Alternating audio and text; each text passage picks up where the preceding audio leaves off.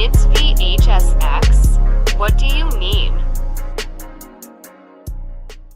Alright everybody, welcome back to a brand new video. Today I wanted to do another discussion video that's suggested by one of you guys, and this was suggested from Cozy in the Discord community, so really appreciate you suggesting this.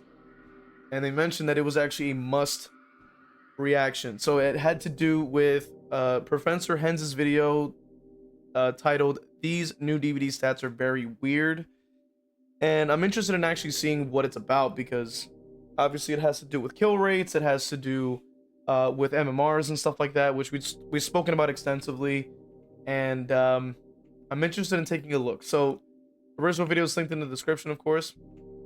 As we're going to start off with, the first thing that we're seeing here is the survivor pick rates for high and broad, which has to do with Sable, of course, being the #1 survivor across the board that everybody picks. And that's why they receive so many skins, because it does offer Behaviour the most amount of money. So second place of that is obviously Feng Min, with the second place for the, probably not even second place, probably the #1 character with the most skins in the game. So it makes sense that they're going to be playing Feng Min. Now, of course, Meg was in the broad MMRs along with Kate and the Lara Croft. And then with high MMR, it was obviously Ace, Claude, and Nia, which I do, yeah, like, but as speaking from somebody who does play in the sort of higher MMR levels, especially with a lot of my characters, yeah, this checks out. I usually see, like, this is usually the same survivors I see a lot of, like Ace especially, like, I would consider one of the most, like, sweaty survivor picks, because he is one of the quietest survivors in the game, so there is a competitive advantage to picking that particular character over others. And of course, I also see a lot of Nia, which I'm not sure why I see a lot of Nia. I don't know if it's like just something that has to do with you know, their cosmetics, or just a culture in the survivor community that, like, they just, like, a lot of sweaty players tend to pick Nia. But yeah, no, like, this is pretty consistent, I would say. Claudette, I would say, is an interesting choice as well, but I will say, like, no, these stats make sense to me, at least. This is definitely not something that is very new to me. Like, I've definitely seen this happen before. Let's go ahead and take a look at the escape rates here. That's going to be shown, which, if you want to hear what Hens has to say about it, you can definitely, you know, check out the video, but I want to specifically look at the stats here. And I'll briefly try to listen to what Hens is going to say, more so about the killer stats, more so, if that is included in here, more so than the survivor stats, because obviously I can only offer my own anecdotal perspective, so there won't really be too much information to offer for that. So let's go ahead and actually continue here. So it says so higher MMR, yep, escape rates for Ace makes sense. For some reason Quentin has one of the highest escape rates, which, keep in mind, speaking as somebody who mains, well, I guess you could say main, I don't really play much Survivor, but when I do play Survivor, I'm usually playing Quentin, I'm usually playing Rebecca, so at least going off of broad MMR, because keep in mind, I don't play a lot of Survivors, so, and when I do escape, those are the two characters I'm usually playing, right? It's either Quentin or Rebecca. Those are, like, my relatively higher prestiges. I think, like, Rebecca was, like, at P13, while Quentin's at P6. So yeah, no, this checks out. That makes sense. You know what I mean? As for higher MMRs, that does make sense as well. I can see that happen. Quentin being, like, the second to Ace does kind of make very little sense to me, I guess. I don't really see much Quentins at all. But I guess if people do decide to main Quentin, they must be pretty dedicated to actually winning their matches, and must be really dedicated, you know, to actually playing the game very well, I would imagine. Or at least are within Swifts of some kind. And Tap as well, a very underrated choice. Renato I've also seen a lot of as well, surprisingly, but I think it's pretty hit or miss. And Adams I do see a lot of as well. I'm not sure entirely why. Obviously I can't really speak on that, but I can say that from my own personal experience that I've seen a lot of. That's what I can say from my experience. Now getting into pick rates, let's take a look here. So in terms of broad MMR, it looks like that Huntress is one of the highest picked, along with Myers, makes sense, Springtrap, Legion, and Kennedy, which, I mean, makes complete sense. I see a lot of people that main Springtrap that you know, like a lot of people, so I would imagine they're going to be in broad MMR. That makes the most sense. Legion surprisingly is in there as well, which I think it's just because they're very fun overall. It is kind of cool to just go around like just kind of hitting people. Myers, of course, I think like considering it was around September 1st to February 28th is like sort of the data pulled. I think it's because like they were being removed or already have gotten removed or something like that from the store probably around that time, if I'm not mistaken. So that does make sense that if I'm not mistaken, I could get I might get that wrong, but if I'm not mistaken, it does make sense that they are getting removed around that time, and then that's when the pick rate sort of increased because obviously you can't play them anymore. So you know, playing Mars anymore. So it makes sense. And then Kaneki, of course, I mean, is just, you know, a nice character to play, very fun overall. So of course, brought in MMR makes sense. In terms of the highest MMR, I mean, this is just goes without saying. Kaneki, one of the highest picked, because it is in Blight. I think is usually why he's picked quite a bit. And it's not because of strength, because you know a lot of the survivor mains like to think, oh, it's because he's strong. No, not necessarily. He's an A tier killer, but he's not Blight, because like you want to, like a lot of the time you want to be in high MMR, but you don't want to be super sweaty. You just want to be sweaty enough to be able to hold your own. So Kaneki definitely can do that for you. He's still an A tier. He still has high mobility, but he's not Blight. So you know what I mean? Because Blight is like the king of sweat, and you don't want to do that. So that I can say with full agreement. I don't even play Blight myself because of that. It's just, you know, if I want to like win, I mean, I guess I'll go to Blight, but like it's not something I gravitate to.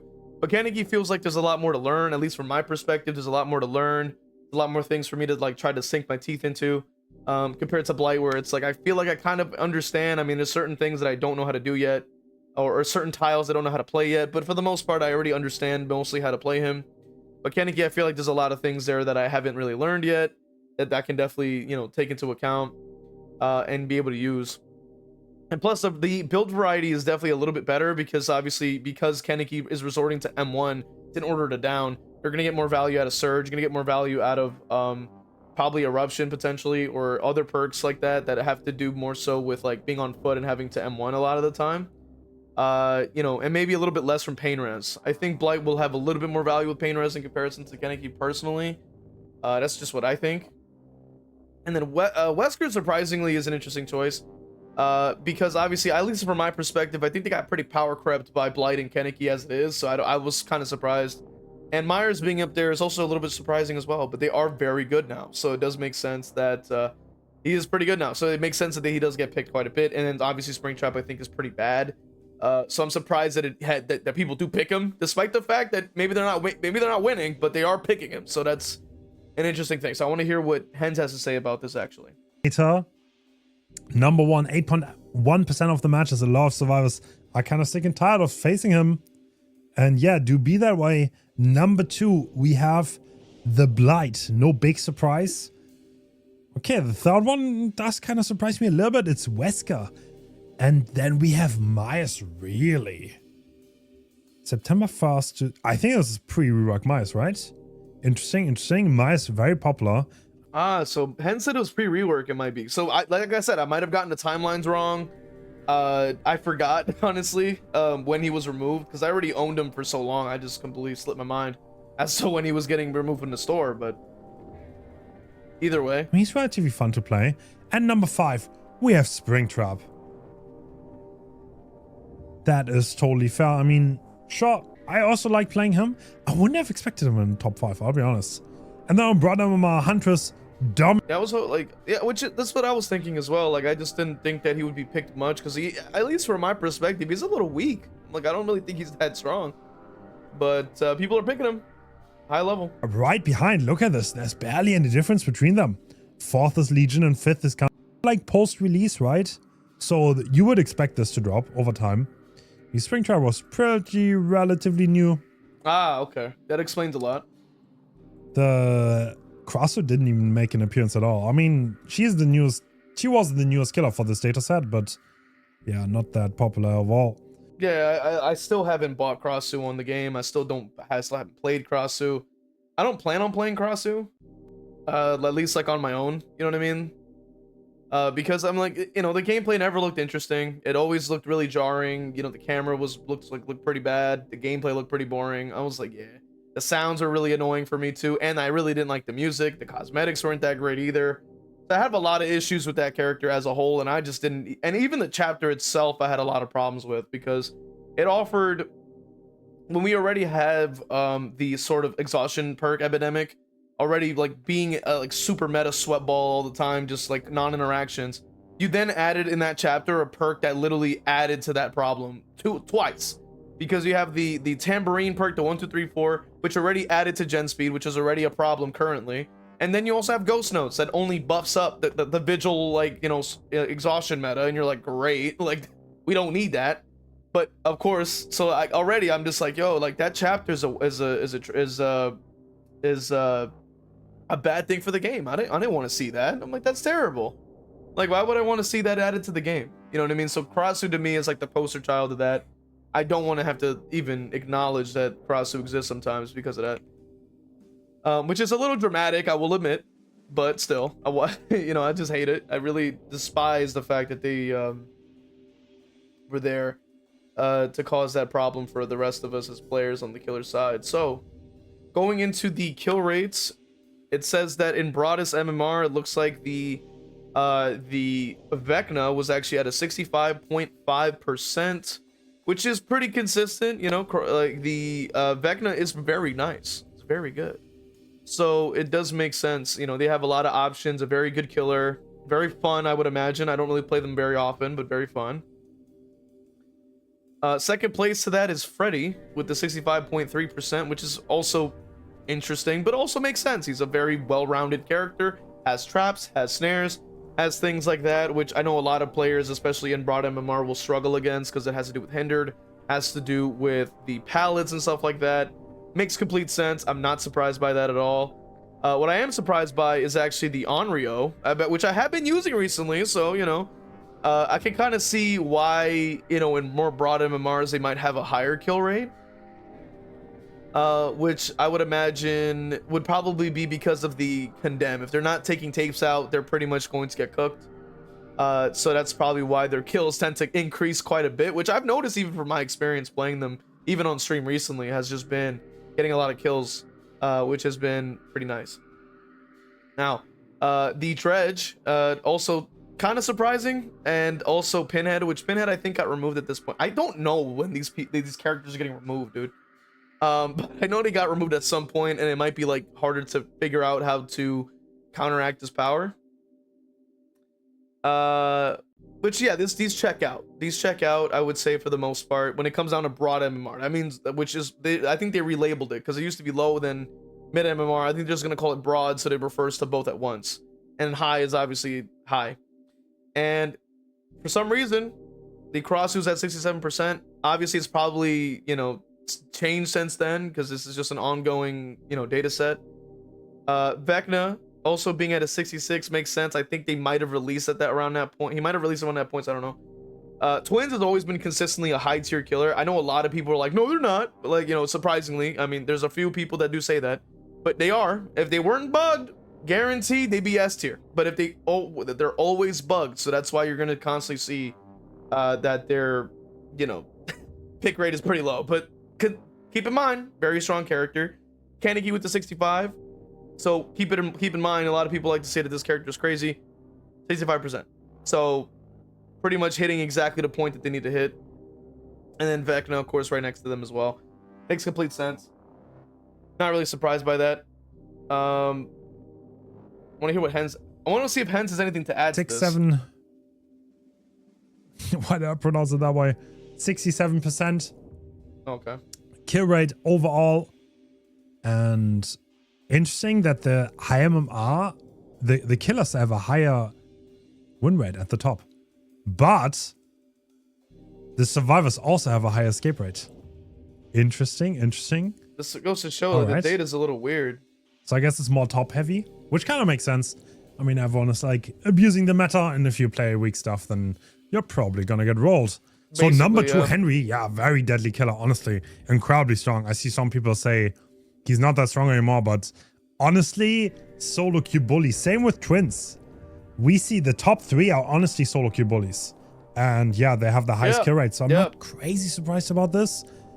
But no Blight here is still very, very surprising. We have 4th is Kaneki, and then 5th is the Lich. So Vecnas are dominating Dead by Daylight, both of them, on the high MMR. Around and on the broad September MMR. 1st to February 28th. Interesting. Oh. Alright, one trend I already noticed here. So Vecna's a secondary objective with the boxes. Freddy has the clocks.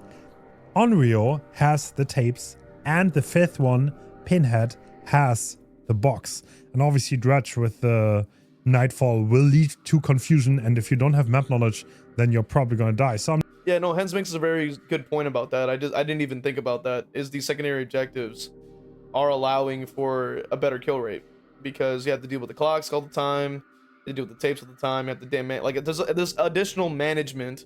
I'm not gonna say it's slowdown, because some people get that incorrect. It's not necessarily slowdown, but it is an additional objective that needs to be met.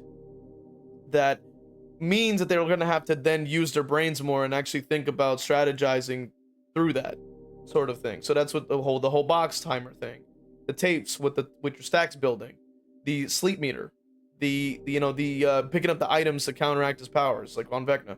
Like, these are things that are in the game that allow for a little bit more flexibility for these characters, which is important to see. And I wish we had more of those things within the base game, but unfortunately it's like not. I wish it was like I've said before, like if they had some way of like partitioning the gens out and then having you to search for parts and things like that. I think that would have been way better. But either way, I want to know what you guys think in the comment section about these stats here. What do you think about what we discussed today? Let me know in the comment section, of course. And I will see you guys in the next one. If you want to support, hit the like, hit the sub, become a member on YouTube or Patreon. I'll see you guys in the next one, man. All right, let's go ahead and read off these wonderful members. We got Patreon, Crow Vader.